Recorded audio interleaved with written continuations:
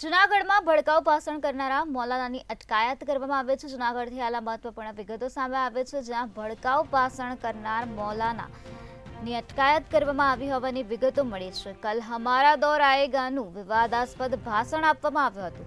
મૌલાના સલમાન અઝહરીની મુંબઈથી ધરપકડ કરાઈ છે। મૌલાના વિરુદ્ધ હેટ સ્પીચના કેસમાં ધરપકડ કરવામાં આવી છે। 31 જાન્યુઆરીના જૂનાગઢમાં જાહેર સભાને મૌલાનાએ સંબોધી હતી।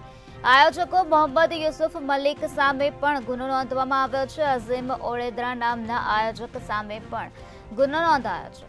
તો અઝીમ ઓડેદરા નામના આયોજક સામે પણ ગુનો નોંધાયો હોવાનું સામે આવ્યું છે। એટીએસની ટીમ મૌલાનાને લઈને ગુજરાત આવવા રવાના થઈ ગઈ છે।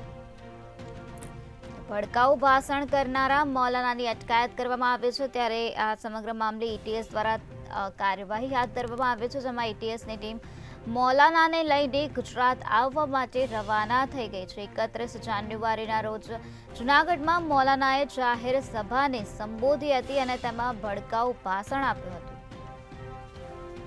મૌલાના વિરુદ્ધ હેટ સ્પીચના કેસમાં મૌલાનાની ધરપકડ કરવામાં આવે છે અને મૌલાના વિરુદ્ધ કાર્યવાહી હાથ ધરવામાં આવે છે।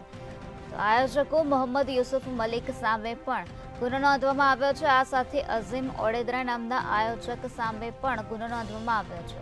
તો હાલ મૌલાનાને લઈને ગુજરાત આવવા માટે એટીએસ રવાના થઈ ગઈ છે અને આ સમગ્ર મામલે હાલ વધુ કાર્યવાહી હાથ ધરવામાં આવી છે।